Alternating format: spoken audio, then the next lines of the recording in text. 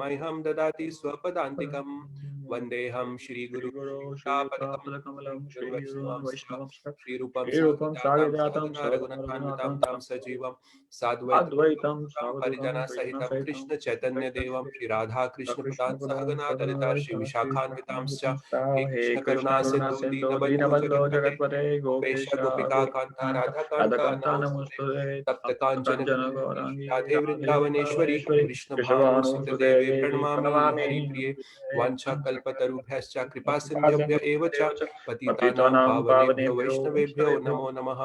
जय श्री कृष्ण चैतन्य प्रभु प्रभु नित्यानंद नित्यानन्द श्री श्री अद्वैत अद्वैत गदाधर गदाधर शिवासादि गौर श्रीवासादि भक्त वृंदा। हरे हरे कृष्णा कृष्णा कृष्णा कृष्णा हरे हरे हरे हरे राम राम राम राम राम हरे हरे हरे। हरे।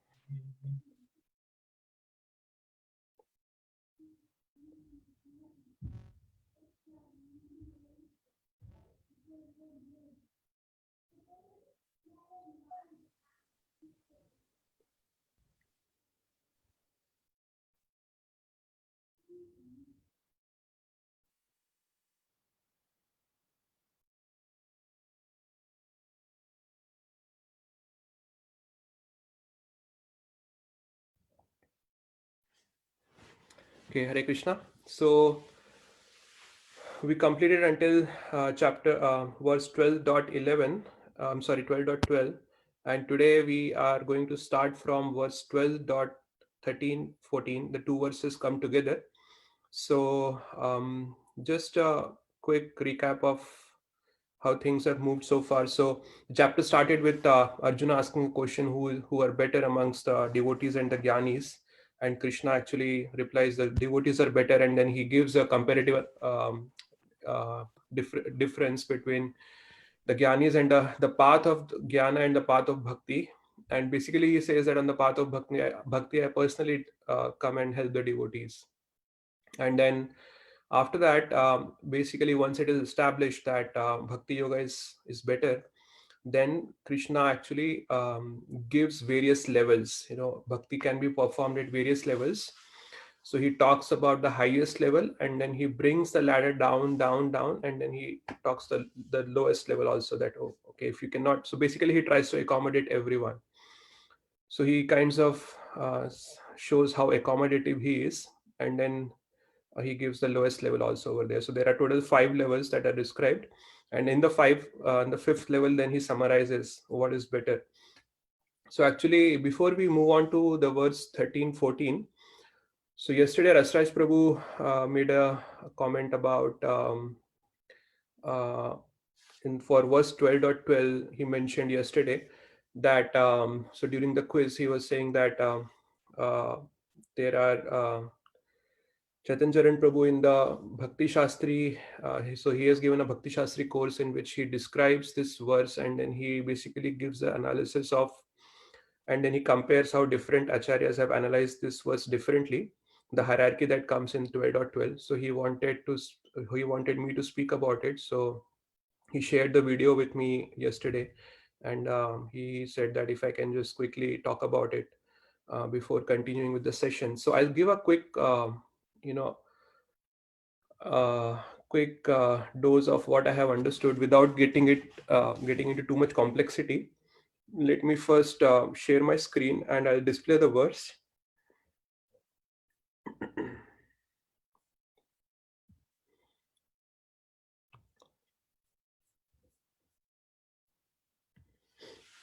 So here is 12.12. Shreyo hi jnanam abhyasaj jnanat dhyanam vishishyate dhyanat karma phalat tyagat shantir anantaram.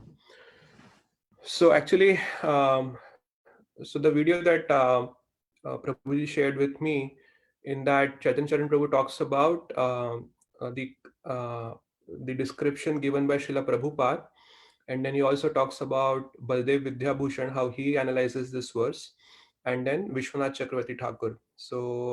Uh, so we have already read about what Srila Prabhupada had said, but I am going to summarize. So that there is a slight problem in this verse. So the problem is, I'll quickly summarize what the problem in this verse is. Problem in the sense that, and the problem in the sense of understanding this verse. So how it goes is, so it says Shreyo hi jnanam abhyasaj. So better than practice is jnana, from better than jnana is dhyana, and better than dhyana is karma phalatyaga. So actually the problem is that in the verse 12.9, the word abhyas yoga was used to refer to bhakti yoga. So abhyas actually means practice. So if we consider abhyas to be bhakti, then what this verse says is that better than bhakti is jnana, and then better than jnana is dhyana, and better than dhyana is karma phal tyaga, which is karma yoga. So actually, if we look at the original yoga ladder that is talked about in the Bhagavad Gita, so if we look at chapters 2, 3, 4, and 5, so the original hierarchy that is given is at the bottom we have Karma Yoga. Actually, we see in the second chapter, Krishna starts by, basically he starts at the Karma Kand level. So when he is talking to Arjuna, when he is inspiring him to fight the battle, so first he says to Arjuna that if you win, you will get the kingdom, the whole kingdom of this earth, and if you lose, if you die, you will go to the heavenly planets. So actually there is no loss for you. So this is actually a karma kandi explanation, and from there Krishna takes him a level higher. So he talks about karma yoga over there. So then he says that, okay, don't worry about he says that just be equipoised, don't worry about victory and defeat, don't worry about who will win. So from there he takes him to karma yoga, and then from there he talks about jnana yoga. From jnana yoga then he takes him further to dhyana yoga. From dhyana yoga then he takes him to bhakti yoga. So actually that is the ladder: karma, jnana, dhyana, and then bhakti. So that is the hierarchy that is given. So bhakti is at the top, but here in this verse the hierarchy is inverted. If we consider abhyas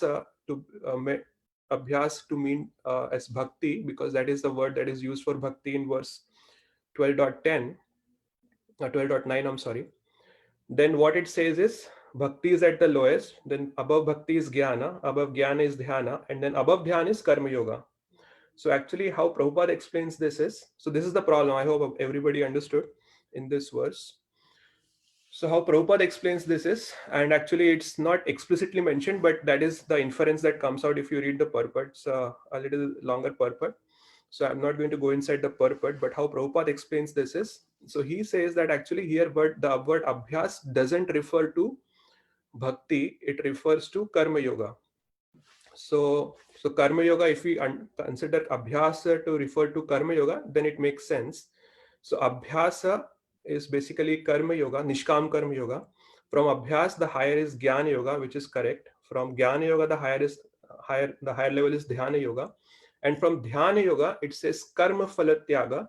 So if we read the purport given by Srila Prabhupada, karma phalatyaga actually refers to offering the results of our work to Krishna. So that kinds of become bhakti yoga. So abhyas refers to nishkam karma yoga, then jnana yoga, then dhyana yoga, and then the karma phalatyaga refers to offering the fruits of our work to Krishna, which is kind of bhakti yoga. So that is how Prabhupada explains this. Now talking about Baldev Vidyabhushan, how he explains this is, so there are the words shreyo means better, and vishishyate means special. So these two words, actually how Baldev Vidyabhushan explains this is that these words actually refer to mean that these levels are more accessible to the practitioners. So the practitioners who may not be very qualified to go to the higher levels, so what is most accessible to them, most easy for them to do, that is what this word, so these words are not used in an absolute sense. It is used from the level where the practitioner is. So that is how these words are used. So from there he describes that actually abhyasa refers to bhakti only, and the karma phala tyaga refers to karma yoga only. So he says that actually karma yoga is the highest because karma yoga is the most accessible. It's easy to do karma yoga. And the reason he gives for bhakti is not very accessible is because he says that for bhakti, mercy is required. That is how I understood it. And Rasraj Prabhu, please feel free to jump in if I am misstating anything here because you wanted me to speak about it. So bhakti, for bhakti, mercy is required, and mercy may not be available at all the times for everyone. So therefore, karma yoga is the most accessible, where basically you renounce the fruits of your work. From karma yoga, then if you see from that perspective, then it makes sense. So karma yoga uh, is the most accessible, and it is the highest according to Baldev Vidyabhushan in that sense, because it is most accessible. Then dhyana is most accessible, then jnana is most accessible, and then bhakti is most accessible. So in that way he describes it, and actually the translations given by different acharyas are also very different. And then the third description that is given is by Vishwanath Chakravarti Thakur, and that is a little more technical description, and I'll try to summarize it without going into too much complexity, too much technical details. To understand what Chakravarti Path says, Vishwanath Chakravarti Thakur says, we have to first understand that the highest level that is talked about, that is fixing the mind upon Krishna. So there the word comes, invest your mind and intelligence in me. That is what Krishna says. So actually investing the mind and intelligence, Vishwanath Chakravarti Thakur says that these are actually two different levels. So how it is that, first we are intellectually convinced that bhakti is the way, Krishna is the worshipable Lord. So first we become intellectually convinced. By our intelligence we understand that, okay, this is what should be done. Convincing the mind comes at a later stage. So when the mind is convinced, so from when we are intellectually convinced, then we start doing bhakti. Actually, consciously we start surrendering devotional service. And at a later stage the mind becomes purified, and the mind also realizes, when it gets the experience, then it realizes that, okay, yes, bhakti is the way, and bhakti is the topmost, and Krishna is the topmost objective for me. So that when the mind becomes convinced, that is called as realization. Then we say that, okay, I am realized now, because the mind is now into Krishna. So the two words that Vishwanath Chakravarti Thakur uses for this is smaranatmika bhakti and mananatmika bhakti. So smaranatmika bhakti, he says that when the mind is convinced, when the mind is fixed on Krishna, and there is a spontaneous recollection of Krishna, spontaneous remembrance comes. So the mind is always fixed on Krishna. It does not deviate. So that is called as smaran atmika. Smaran means to remember. And the next level, where mind is not yet convinced, but the intelligence is fixed, at least from an intellectual perspective, we understand that Krishna is the topmost objective. And then we consciously try to fix our mind on Krishna. That is mananatmika bhakti. Manan means to contemplate, intellectually contemplate on Krishna. So that is called as mananatmika. So that these are the two differences here. And the third level is, below that is if the intelligence is also not yet convinced, completely not convinced, and it is a little bit convinced, there is, we basically talk about, we are trying to fix our mind and intelligence on Krishna. So that is practitioner level, which is basically the sadhana, as we say. So that comes a little lower level. Okay, and then so basically these three categories, where first mananatmika, smaranatmika, and the third is where the practitioner is trying to fix his mind and intelligence on Krishna. These three levels are talked about as internal bhakti. So internal bhakti in the sense that internally we are trying to practice it. And the other two levels that Krishna talks about here in this chapter, so the other level he says is that if you cannot follow the regulative principles, then work for me. So work for me in the sense that doing Krishna's work, in the sense that we helps the preachers in their preaching activities. So we externally try to work for Krishna in different ways. And the lowest level is that, okay, if we cannot work for Krishna for some reason, then we give away our fruits, of our the fruits of our actions. So we do whatever we want to do. I go to my work and do my office work, and then whatever fruits I get, I give them away completely for Krishna's sake. Excuse me. So that is also external. So internal bhakti and external bhakti. Actually, this internal and external concept is also used by Srila Prabhupada and even by other acharyas like Bhakti Siddhanta Saraswati Thakur. Because if we see, the word bhakti is translated by Srila Prabhupada as devotional service. So in other, if you look at other religious traditions, the religious traditions in the sense other sampradayas, the word bhakti is translated only as devotion, whereas Prabhupada translates this as bhakti, devotional service. So devotion is internal and service is external. So both are implied over there. So actually, and Chakravarti Pad says that the best devotee is one who does both internal and external. So this internal and external are the two broad categories, and within internal there are three categories. Within external there are two categories. Now, what Vishwanath Chakravarti Thakur says is that actually in this chapter, if we see, what is talked about is only bhakti. Krishna doesn't talk about jnana or dhyana anywhere in this chapter. Only in this one verse there is a reference for jnana and dhyana that comes. And even before, if we look at the other sections, jnana and dhyana are not discussed. And in later also, jnana and dhyana are not discussed in this chapter. So he says that actually the word jnana and dhyana that are used here, those are in reference to bhakti. They are not the meaning of Gyan and Dhyan is not the typical meaning that is used in throughout the Bhagavad Gita. The Gyan and Dhyan basically are in the context of bhakti only.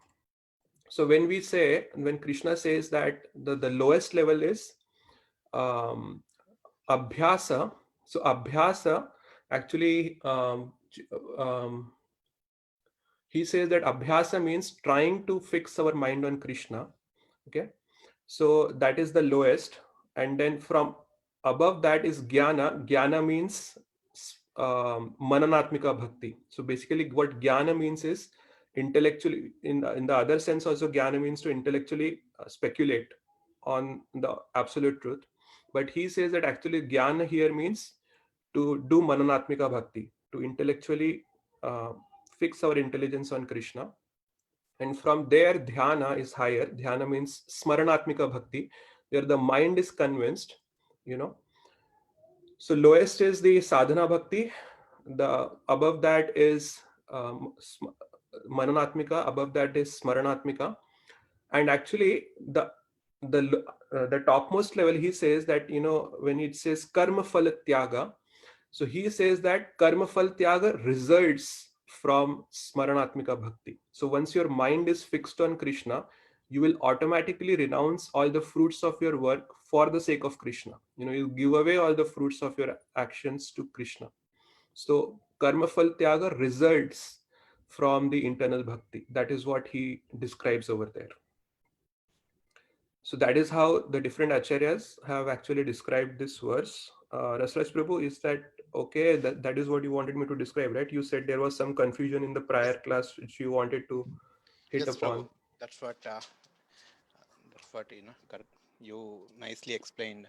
And yes, Prabhu. Okay, but you wanted to use this for some discussion purpose, this description, or Sorry, Prabhu. What is that? you wanted to use this for some other discussion, or we can should we continue? No, I'm good, right? Just wanted to, because we had a few question, right, around that, like why the hierarchy is different, but based on this explanation, it's not different, but just like different acharya is explaining. I mean, here the verse is represents in different. Our original hierarchy, whatever we have, that's applicable here as well. That's what yes.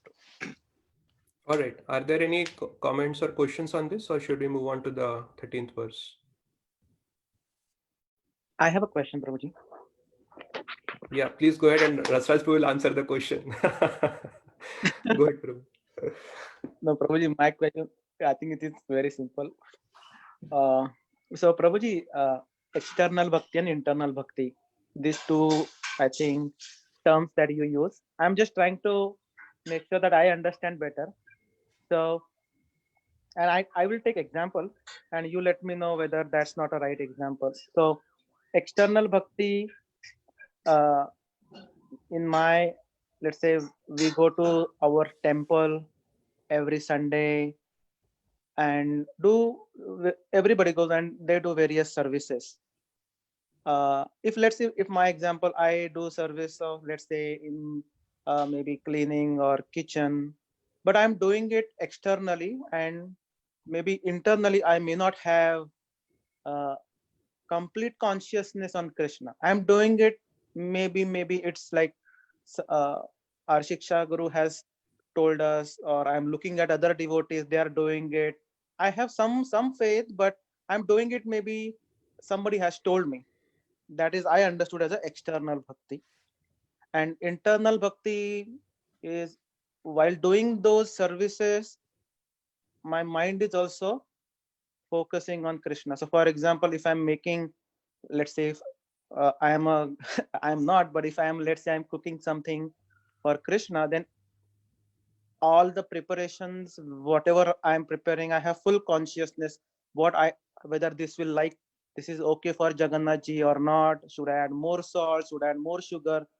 So everything, every point you think about him, what he will like.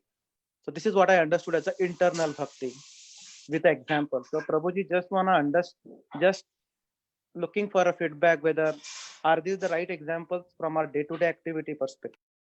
I think so. What you, at least my understanding is that you got it right, Prabhu. But let me also explain this a little bit. So for internal bhakti, actually, the Acharyas explain that there are three ways in which the internal bhakti can be done. So there is Nam Dhyan. So Nam Dhyan is chanting the holy names of Krishna attentively. When we do that, that is internal bhakti. That is the first. Then second is Rupa Dhyan. Rupa Dhyan is when we try to focus our mind on the Roop of Krishna. So the deity is one way we can fix our mind. We can try to appreciate the beauty of the deity. And the other way is in the scriptures, Krishna's spiritual body is described. Many sections are there, even in Srimad Bhagavatam. So the best one that I like is the Rudra Gita section in the 4th canto of Srimad Bhagavatam, where Lord Shiva describes the beauty of the body of the spiritual body of Krishna. So Rupa Dhyan is one. And the other is, so Nam Dhyan, Rupa Dhyan, and Leela Dhyan. So when we can try to contemplate on various Leelas of the Lord. So you may have some favorite Leelas, or you may not have any favorite, but just all the Leelas, you just like them. So you just think about those Leelas. So it is mentioned in other literatures that are written by Goswamis that, the advanced devotees, the Raganuga Bhaktas, they actually meditate on different Leelas at different times of the day. So for example, in the morning, in the spiritual world, Krishna performs Leelas with his parents. So he will wake up and then he will do various things along with his parents. So at that, in the morning time, they will try to contemplate on that Leela. And then later Krishna will go out with his friends for, with the cows, he will go to the forest. So on that Leela, they will try to focus their mind. So Nam Dhyan, Rupa Dhyan, and Leela Dhyan, that is the type of internal bhakti, but not all of us can do it all the time. Maybe we can do it sometime, we can do it 1 hour, 2 hour. When we are doing our chanting, we can do that. But obviously, at least I am not at that level where I can do it 24 hours a day. It is described, the acharyas, even in their dreams, they are worshipping Krishna. I mean, the advanced devotees. So the fourth level that is talked about is Seva Dhyan. So we have some Seva for Krishna.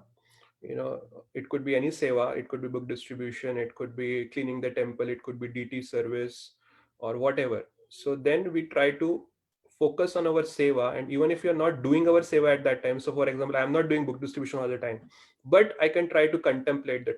How can I make it better? How can I distribute more books? What should I do so that I should be able to distribute more books? So Seva Dhyan is the next level. So where we are not directly focusing on Krishna, but we are focusing on a service that is to be done for Krishna. So that is how acharyas explain it. I don't know if I answered your question correctly, Prabhu. Yeah, Prabhuji, this is helpful. I just want to make sure I understand from the day-to-day or activities that we do in the temple. That is helpful, Prabhuji. Thank you. Okay, thank you, Prabhu. So if there are no more comments, I didn't mean to interrupt you. It's such a delay and I didn't mean to interrupt you and I'm sorry. No, go ahead, Mataji, please. So I guess I have a couple of questions, and the first one is about the internal and external devotional service. The devotion and the service would be that.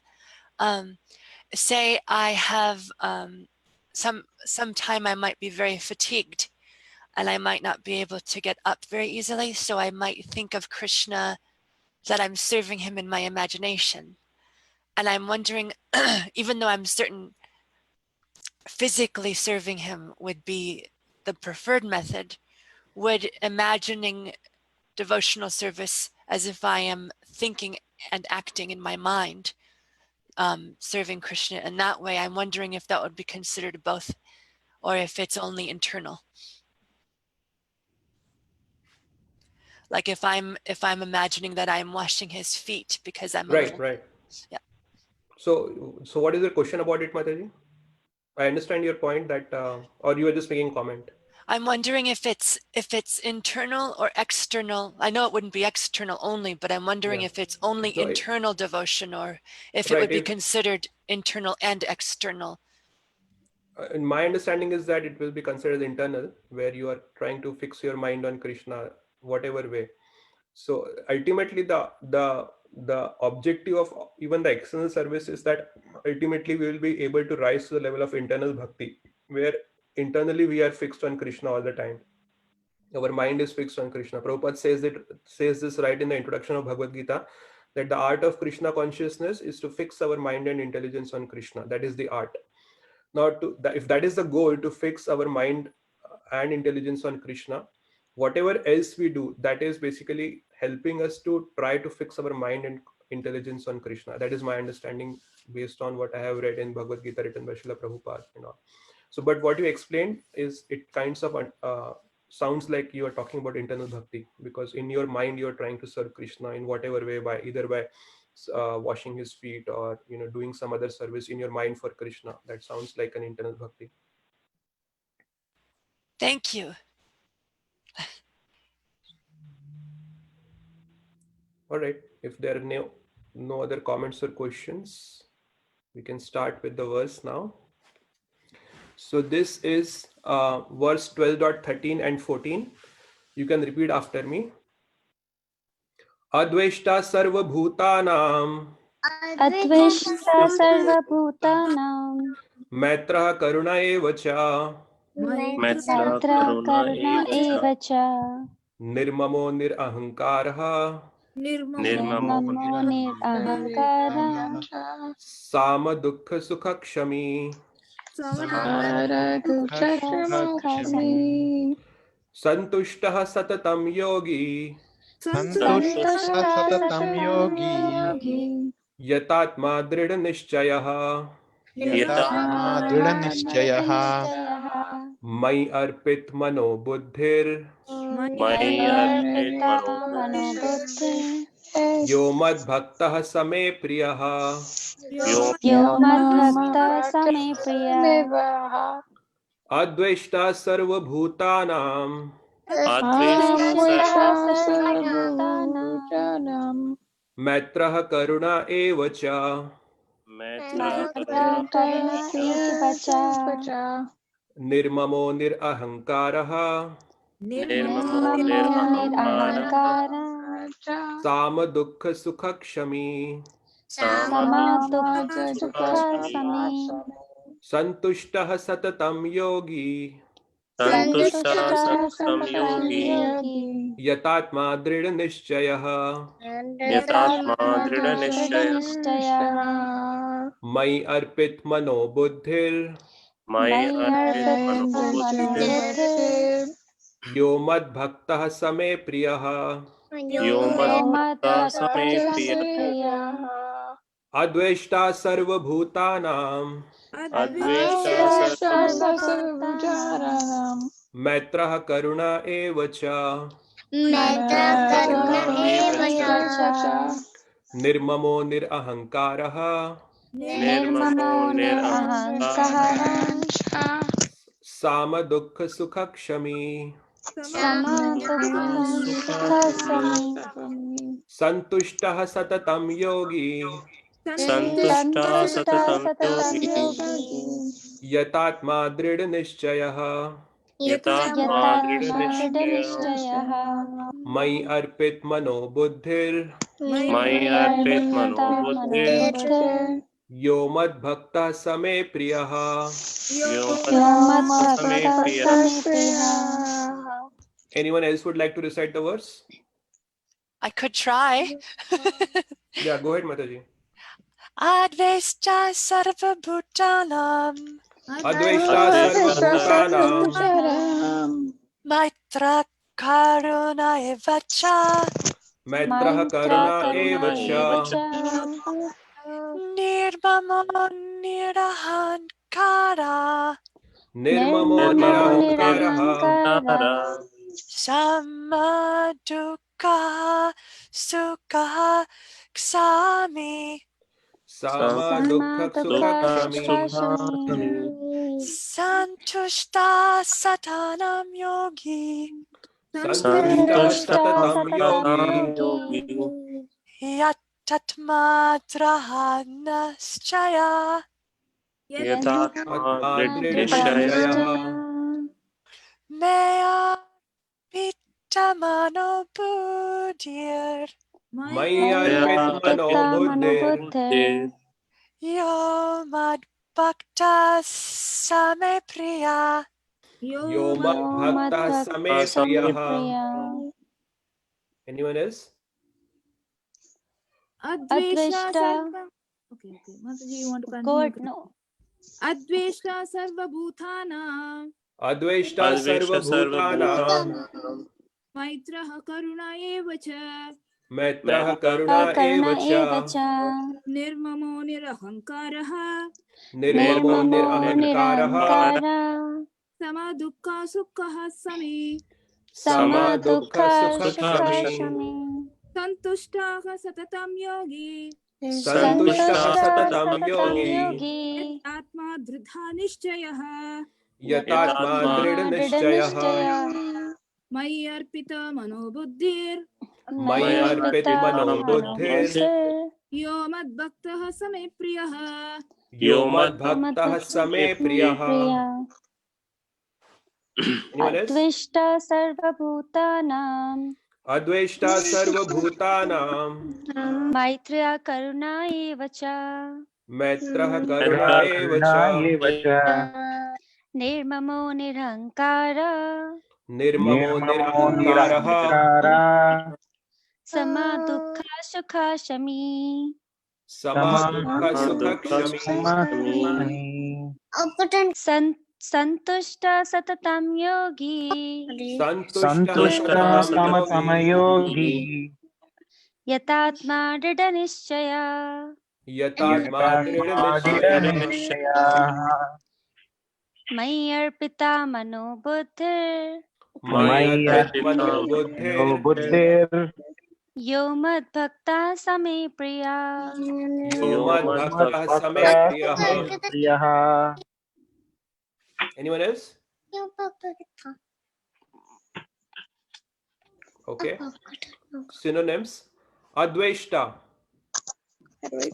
Adveshta non-envious; non-envious sarvabhutanam, Sarvabhutanam toward all living entities; towards all all living entities maitrah, Maitraha friendly; friendly karuna, Karuna kindly; kindly eva, Eva certainly; certainly cha, cha also; also nirmamaha, Nirmama mamaha with no sense of proprietorship; with no sense of proprietorship nirahankarah, nirara without false ego; without false false ego sama, Samaha equal; equal dukkha, dukkha in distress; in distress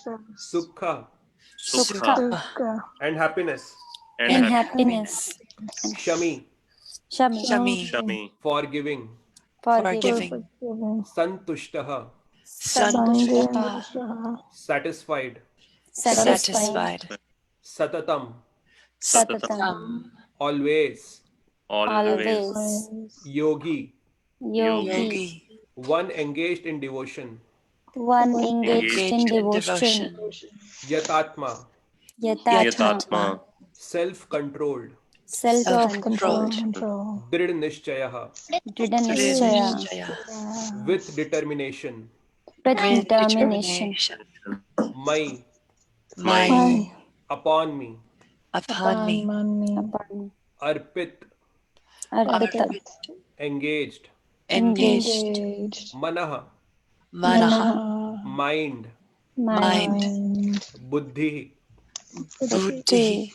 and intelligence, And intelligence. Intelligence. yah, Yaha. Yaha. one who, One who. mad bhaktah, Madbhakta. my devotee, My My devotee. devotee. saha, Sa. Saha. he, He. He. me, Me. to me, To me. To me. priyah, Priya. Priyaya. dear. Dear. Dear. Translation and purport by His Divine Grace A.C. Bhaktivedanta Swami Srila Prabhupada. One who is not envious but is a kind friend to all living entities, who does not think himself a proprietor and is free from false ego, who is equal in both happiness and distress, who is tolerant, always satisfied, self-controlled, and engaged in devotional service with determination. His mind and intelligence fixed on me. Such a devotee of mine is very dear to me. Purport. Coming again to the point of pure devotional service, the Lord is describing the transcendental qualifications of a pure devotee in these two verses. A pure devotee is never disturbed by in any circumstances, nor is he envious of anyone, nor does a devotee become his enemy's enemy. He thinks, this person is acting as my enemy due to my own past misdeeds. So it is better to suffer than to protest. In the Srimad Bhagavatam 10.14.8, it is stated, Tat te anukampaha susamikshamano bhunjana evatma kritam vipakam. Whenever a devotee is in distress or has fallen into difficulty, he thinks that it is the Lord's mercy upon him. He thinks, thanks to my past misdeeds, I should suffer far, far greater than I am suffering now. So it is by the mercy of the Supreme Lord that I am not getting all the punishment I am due. I am just getting a little by the mercy of the Supreme Personality of Godhead. Therefore, he is always calm, quiet, and patient, despite many distressful conditions. A devotee is also always kind to everyone, even to his enemy. Nirmama means that a devotee does not attach much importance to the pains and trouble pertaining to the body because he knows perfectly well that he is not the material body. He does not identify with the body. Therefore, he is freed from the conception of false ego and is equipoised in happiness and distress. He is tolerant and he is satisfied with whatever comes by the grace of the Supreme Lord. He does not endeavor much to achieve something with great difficulty. Therefore, he is always joyful. He is a completely perfect mystic because he is fixed in the instructions received from the spiritual master. And because his senses are controlled, he is determined. He is not swayed by false arguments because no one can lead him from the fixed determination of devotional service. He is fully conscious that Krishna is the eternal Lord. So no one can disturb him. All these qualifications enable him to fix his mind and intelligence entirely on the Supreme Lord. Such a standard of devotional service is undoubtedly very rare, but a devotee becomes situated in that stage by following the regulative principles of devotional service. Furthermore, the Lord says that such a devotee is very dear to him, for the Lord is always pleased with all his activities in full Krishna consciousness. So I'll read the translation one more time. One who is not envious but is a kind friend to all living entities, who does not think himself a proprietor and is free from false ego, who is equal in both happiness and distress, who is tolerant, always satisfied, self controlled, and engaged in devotional service with determination. His mind and intelligence fixed on me. Such a devotee of mine is very dear to me. Namo Vishnu Padaya Krishna Pristhaya Bhutale Srimate Bhakti Vedanta Swami Iti Namine Namaste Saraswati Devi Gauravani Pracharine Nirvishesha Shunyavadi Paschatya Deshatarine.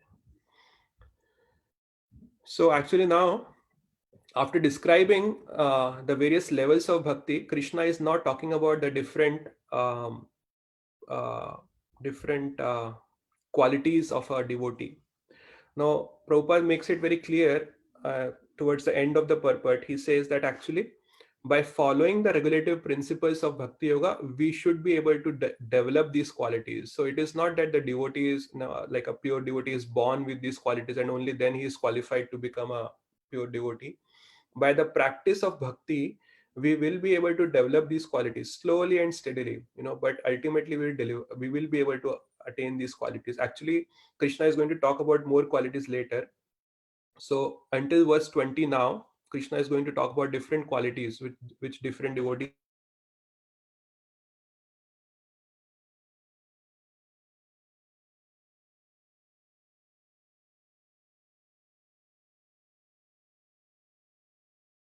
Hare Krishna. Yeah, we can't hear anything. Hare Krishna. Hare Krishna, Prabhu. Yeah. Yeah, I think it's net There's problem, net- Prabhu. Yeah, got struck. Yeah, well, I've been telling him about that for a long time. Maybe you got a new one. No, I don't know. Because Uh, it's not making a maybe you noise. can It's call just him up. gone. Raj, maybe you can call Yes, him. Prabhu. Let me call. Yeah. No. I think he dropped now. Yeah. The meeting. Yeah. He's going to rejoin. Let me call. Give me 1 minute. Maybe he lost signal. I know there's a thunderstorm happening. Hare Krishna, I'm back. Can you hear me? Yes. Hari Bol. Okay, I Don't lost scare us. my. Sorry. Don't scare us like that. Okay, I actually lost internet signals for a while, so I was disconnected. Okay. We're happy to see you. Okay, I am happy to be back. So here the qualities of Brahmanas are described in this verse: peacefulness, self-control, austerity, purity, tolerance, honesty, knowledge, wisdom, and religiousness. These are the natural qualities by which the Brahmanas were. So we'll see as we discuss the qualities that are given by Krishna, many of these qualities or most of these qualities will be given here for the qualities of a devotee. And we know that Bhaktisiddhanta Saraswati Thakur and even Srila Prabhupada says that a devotee is automatically a Brahman, but it's not the other way around. Other way around is not true. A Brahman may or may not be a devotee, but a devotee develops all the qualities of the Brahman. So in that sense, he's a natural Brahman because he is situated in the mode of goodness. So Brahmanas are generally situated in the mode of goodness, and that is how they develop those mode of goodness qualities. And devotees will also develop all these qualities, and they will develop many other qualities which even the Brahmanas will not have.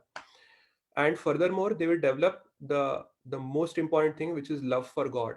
That is the most important thing for a person. That is the goal of life, to develop the love for God. So let's look at these qualities, and Prabhupada talks about these qualities very nicely in the purport, but let's again try to see these qualities. So the Adveshta means non-envious to all living entities. Adveshta sarva bhutanam. And Maitraha Karuna eva. It's not just non-envious, but he should be even friendly and compassionate on all living entities. Maitraha and Karuna. Now, Nirmamo Nirahankaraha. Nirmamo means devoid of the sense of proprietorship. And Nirahankara means free from false ego. Sama Dukkha Sukha. So he should be equipoised in material miseries and happiness. And Kshami means he should be forgiving. Now, if we look at the context in which Bhagavad Gita is being spoken, this is actually being spoken on a battlefield where Arjuna is going to fight a war with the Kauravas, and now here Krishna is telling Arjuna that you should be tolerant, you should be forgiving, you should be equipoised, you should not have any sense of proprietorship. Now the whole idea is that the Pandavas are fighting this war because they think that the kingdom is theirs, rightfully theirs, and it has been taken away from them. So in that sense, they are considering that their kingdom is theirs, and for that they're fighting this war. And if Krishna is saying that no, you should actually be forgiving, then but here the context is they are not forgiving, they are about to kill the Kauravas. So how it is? So if we understand the context, the Acharyas describe that actually when there are these adverse circumstances that may come up, when a person is again and again repeatedly harassing us, so they have mentioned that there are 4 ways to deal with these kind of situations when a person is harassing us for different reasons. So the 4 ways that are being talked about is, first is we tolerate, the wrongs that are being done to us. That is the first way. Second is we walk away from the situation, just walk away, just so that we don't have anything to do with it, just walk away. Third is we forgive that person. And fourth is we retaliate. So actually in the Mahabharata, we see that all these 4 have been used by the Pandavas. So first, when the Kauravas tried to kill Bhima, they poisoned him and then they bound him up and then threw him in the river to drown. But miraculously, Bhima was saved, and not just saved, he came back more powerful. So at that time, the Pandavas knew, Yudhishthir and even their mother knew that it was actually Duryodhan and his brothers who had hatched the plan to kill Bhima, but they tolerated it. They didn't say anything about it. They didn't talk to anyone about it. They just tolerated it quietly. Next, when again the Kauravas hatched a plan to kill them in Varnavrat, where the house of Lac was burnt. At that time, they realized that actually there is a plan that is being done, and Vidura had warned Yudhishthira beforehand itself. So they were cautious, and then so actually they themselves set the house of Lac on fire, and then they walk away from there. And after that, we see in the Mahabharata that they go incognito in the forest. They don't come back to the kingdom. And everyone thinks that actually they have died. And for several years, they were living incognito. So in that sense, they walked away from the situation. They understood that, if we live here, they will try to kill us again and again. So better we walk away from there. Third time, what happened is in the Kuru assembly, when there was this gambling match between the Pandavas and Kauravas, basically between Yudhishthir and Shakuni. At that time, Shakuni first cheated and defeated Yudhishthir, and then after that, Draupadi was very grievously insulted in the Kuru assembly in front of everyone. She was the empress. Yudhishthir Maharaj had already performed the Rajasuya Yagya, so he was the emperor of the whole world, and his wife, his chief queen, was Draupadi. She was the empress actually. And in that Kuru assembly, she was very grievously dishonored. So at that time, they realized that a line is crossed. And then they warned the Kauravas. So at that time, they decided that no, something is to be done. Actually, what the Kauravas had done there by insulting Draupadi is that for a husband to tolerate the insult to his wife is very difficult. So what they were trying to do is they were trampling the ego of the Pandavas. They were just crushing it by insulting Draupadi in that in the Kuru assembly. So at that time, they decided that no, we have to do something about it. So they were ready to fight, but again, they forgive in a sense that they send Krishna as the as the peace messenger to the Kauravas, and they tell them that okay, we are ready to forgive you, provided you accept these conditions. So they put their conditions, and even after so grievously being insulted, being tried to be killed in different ways, they were ready to forgive. So, but Duryodhana did not accede to the peace proposal. He blatantly, refused it. So at that time, after that, they retaliated. They actually fought the war. So in that circumstance, the war was completely, justified. So they tried all the different ways to deal with the Kauravas, but nothing actually worked. And then they decided that the only way is to fight the war. So in that sense, what they were doing is right. So here again, coming back to this, so this verse, so nirmama nir ahankaraha, so they're free from false ego, sama dukkha sukha kshami. So sama dukkha sukha, this equipoise in material happiness and distress, this has come repeatedly in Bhagavad Gita. Actually, it also comes towards the end of the Bhagavad Gita, where Krishna talks about, he says, Brahma bhut prasannatmana soshyati na kangshati. Samaha sarveshu bhuteshu mad bhakti labhate param. Na shoshyati na kangshati means he does not lament for what he has lost, and he does not endeavor to get something.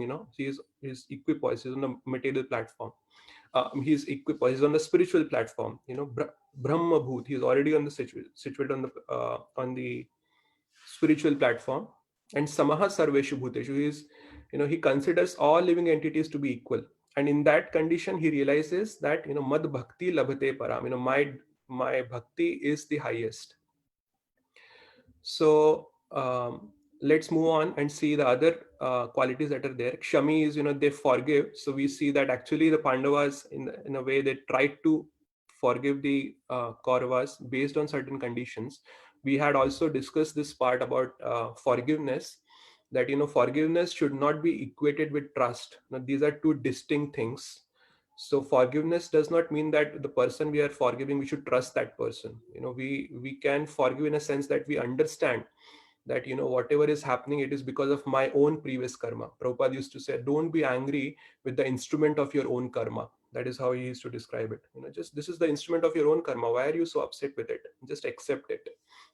So devotee will accept that, okay, this is the instrument of my own karma, but he will not trust the other person who is doing wrong to him. So he will see, okay, if you give him a chance to reform, if he's getting reformed, then he will, then he will start trusting. Trust is to be earned. It is not to be given. Forgiveness is to be given, but trust is to be earned. So if the person reforms and then he, he's not doing that again, then we can trust that person. But if the person is not getting reformed, he's getting deformed, then punishment has to be given. But again, that punishment is not to be given from an envious or an inimical way. It is to be given that because this person is hurting me and he is hurting others and he is hurting himself, therefore there has to be some punishment that is to be given to him so that he resists doing these activities again. So the idea is not because I'm inimical to that person. The idea is that to save others from his actions and also save him from his sinful actions, some punishment has to be given to that person.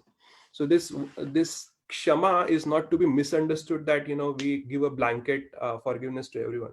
So we can forgive once, twice, but if it is repeatedly happening, then we have to take action. And that is how we see in even the temple managers. Prabhupada himself had applied this kind of strategy.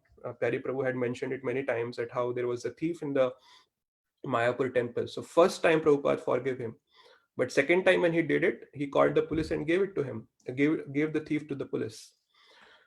So again, santushtah satatam yogi. He is always satisfied. He is satisfied because he is experiencing something higher in his heart. Now here is a question for everyone. How do we know? So he says santushtah satatam yogi is always engaged in devotional service. And then he is santushtah. He is satisfied because of that. So the question for everyone is, how do we know that we are progressing in our spiritual life? We are making progress. Is there like a barometer which we can apply? Is there a scale by which we can measure that today, okay, my bhakti today was 5, now tomorrow it is 10, tomorrow? How do we know exactly that we are progressing in devotional service? Anyone would like to answer that? Hare Krishna. Yes, Prabhu, go ahead. Looks like Damodar Swarup has raised a hand. Maybe he wants to speak. Hare Krishna, Prabhu, it's me. Yeah, go ahead, Mataji. So, Prabhuji, I think Prabhupada gives this example that when we eat, so there is, there is other person cannot say that I am full. So I feel satisfied when I eat. So let's say if I eat 2 chapati, 3 chapati, depending upon my appetite. So I'll feel satisfied. So is it something internally we have to look? And the other thing is, when Prabhupada also mentions when the material fever goes down, when you start distasting the material things, like let's say before coming to Krishna consciousness, so people do multiple things, going to the movie and doing so many things, watching TV whole day. And one Prabhuji was also mentioning that they make, usually in the Vedic culture, people wake up early and they go to the temple, have the deities darshan, listen about deities. But nowadays people has made the television as a deity, so they whole day they sit in front of the TV. So basically when the material fever reduces, then we understand that we are progressing in our bhakti.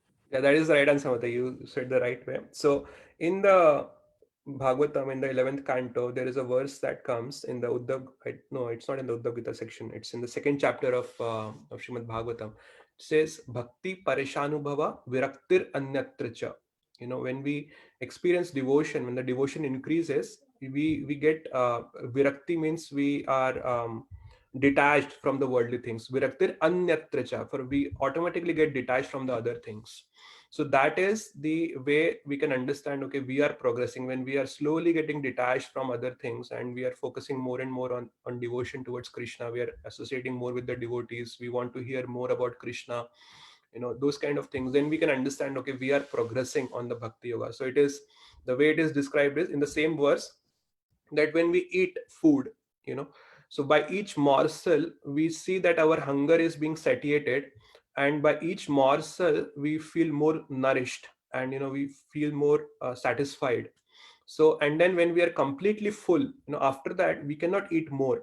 So when I completely, when I am full, you know, I have eaten a lot, like 2 plates of prasadam I have completely eaten, and then I go to a food festival, you know, even though there will be a lot of nice fragrances of food that will be entering into my nostrils, but still I won't be attracted to that, because I am satisfied with what I have eaten, you know, before that. So similarly, a devotee, he is satisfied, he is completely satisfied, and he is relishing actually internally in the devotion of Krishna, and therefore he will not get attracted to the worldly things. So in that sense it is described. So I'll finish it quickly here, we don't have much time. So yatatma drid nishtaya, you know, yatatma is basically his I'm just trying to see what was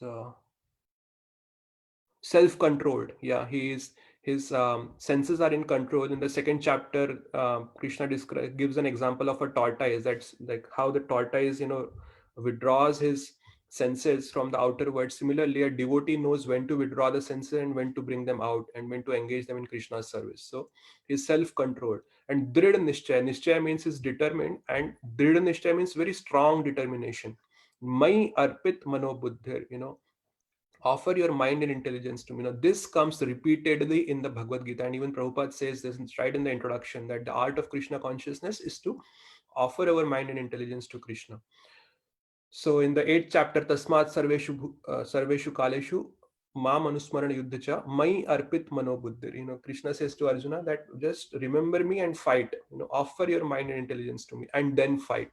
So what it means is that externally you fight the war, but internally you contemplate on me. You know, offer your mind and intelligence to me.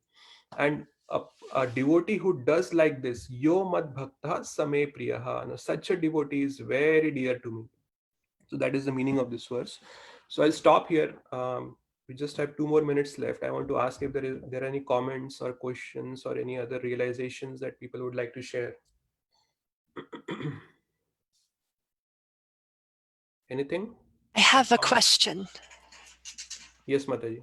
And it's I know that we're all having our own unique rasa with Krishna, and everyone is a unique kind of, like, they have to kind of be introspective. But I have this, sometimes I feel like I get very tuckered out in the sense that I'm not certain I know how to balance.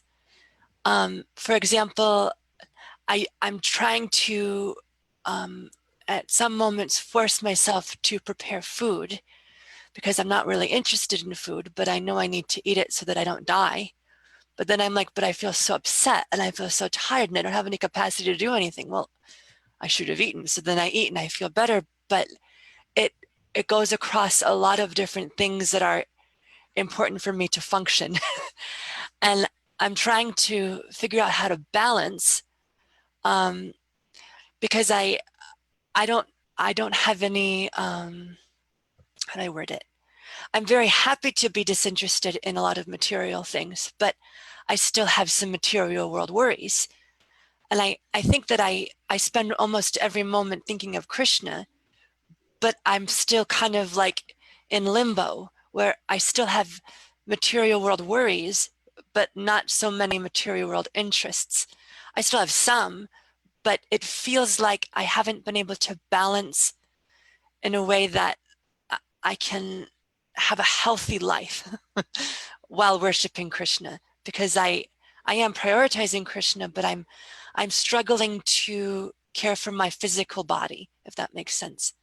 And it might be more than what I can receive in 2 minutes, but I know there are people who are more advanced than I am here, who studied a lot more than I have, who might at some point be able to maybe give me suggestions on how to balance. Actually, yeah, maintaining our body is also a part of the devotional service. Even we see in Prabhupada's case also, Prabhupada used to take care of his body. It's not that, because he was a pure devotee, he used to be, you know, he would be not interested in taking care of his material body. He took care of his body because by the body we are serving Krishna. Body is a very important part in our service to Krishna. If the body is not healthy, we won't be able to engage. We will be then worrying about some diseases and so many other things that will become a bigger problem for us. So that will actually create a problem for us in contemplating our mind or intelligence on Krishna. So we have to take care of our body no matter what. We have to take adequate sleep. We have to eat adequately so that we are healthy. Our soul and body are linked together, and the soul is not ready to leave the body, because until the soul is there in the body, we can use this body in the service of Krishna. So you have to think about it from that angle. And also we say, I forgot who it was.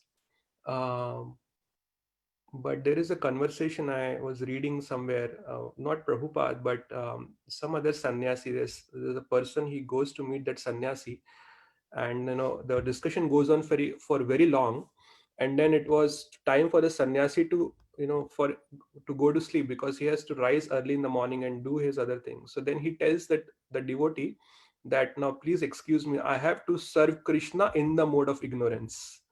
So what it means in the mode of ignorance, sleep is considered to be in the mode of ignorance, but it is not that mode of ignorance is completely not needed. As long as we have the material body, we have to at least sleep a little bit so that the body is healthy, and then it can be used in the service of Krishna. So what he meant was, the mode of ignorance, sleep is in the mode of ignorance, but that is also important for us.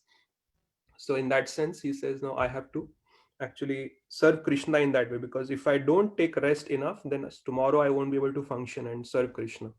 So that is my little comment on that, Mati. I don't know if that helps you or not.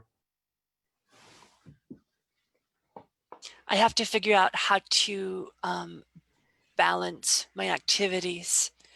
And I know that Krishna's mentioned that in the Bhagavad Gita, is balance between your work and recreation. And I have to figure out how to go about doing that. Okay. I have a question.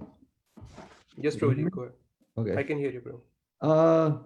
I think you mentioned how the devotee has the qualities of the Brahman, but not necessarily. Can you repeat what you said about that? I said most of the qualities that are given for Brahmanas, devotees automatically develop those qualities. Most of the qualities, not all, I said. And we will see that all the qualities that are given for Brahman in the 18th chapter, 42nd verse, when Krishna is giving these qualities for devotees, we'll see most of the qualities that are given for Brahmanas. Those qualities also will be covered here in these qualities of the devotees. That is what I said. And I said that a devotee automatically is a Brahmin, but it's not the other way around. Brahman is not automatically a devotee. Okay. Well, but what about like Arjun? Is he a Brahmin? He is a Kshatriya. No, he's not a Brahmin. But he's a devotee. But he develops, yeah. So that's what I'm saying. He develops the qualities of many of the qualities that Brahmanas have. He has developed those qualities, and we see in the first chapter, Prabhupada also, he doesn't directly say that, but he's compassionate. For example, even though he's a Kshatriya, he was thinking that all these people who have assembled here, they are going to die in this war, and why should I unnecessarily become a cause of their death? So he is compassionate. So, and then he is also he before taking any action, he is contemplating what would be the long-term consequences of these actions, and all of that he mentions in the first chapter to Krishna. And actually we see Krishna actually counters all of the arguments that Arjuna had given to Krishna, but he has a lot of qualities of Brahmins also. That is the point I wanted to make, Prabhu. I don't know if that was no, you don't think that is right. I don't think what is right. So please tell us your inputs on that then. Well, I mean, we'd have to see that Arjun has the qualities of Kshatriya, but That he is true. also does, he's very, he's a devotee, so he has some of these other qualities. But what about Bhishma? He's a devotee. I don't think he was against fighting. He wasn't going to give it up. He's doing it. Actually, no, we see in the Mahabharata that he had actually told Duryodhan many times that you should not fight this war. He gives that advice to Duryodhan and even to Dhritarashtra many times, but nobody actually listens to him. And then he had to fight the war because he had taken a vow that he is going to assist the king. Whoever is going to sit on the throne, he is always going to assist that king. So he is duty bound. He is, because he has taken the vow, he is forced to fight in that war. Actually, he didn't want this war to happen. So that is all the context is given in the Mahabharata. That is my understanding. Well, no, I know he didn't want the war to be fought because he knew it wasn't the proper thing to do. Right. Even as a Kshatriya, these other people are kind of mad. Right. But he wasn't like Arjun was willing to give up everything and just live in the forest. So he was more of a Kshatriya. Actually, what I have understood based on the readings, and I can't exactly tell you where I read this, but it at least it appeared to me that Krishna was orchestrating Arjuna because he wanted to give this knowledge of Bhagavad Gita to the world. Through Arjuna, he wanted to pass this knowledge to the world.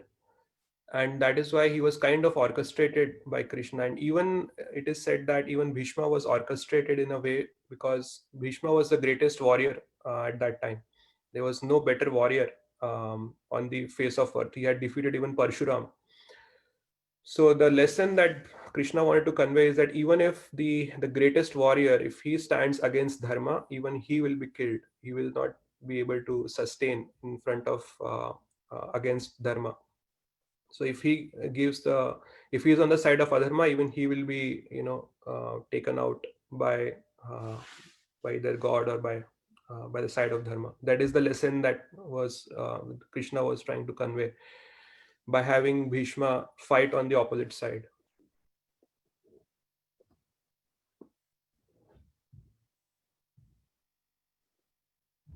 I don't know what to say.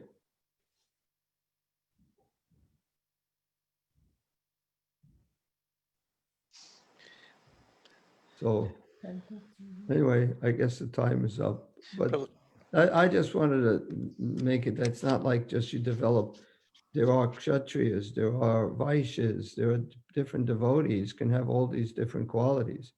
No, I agree with you, Prabhu. On that point, correct. I completely agree. So yeah, I was not saying that the Kshatriya will become a Brahmin.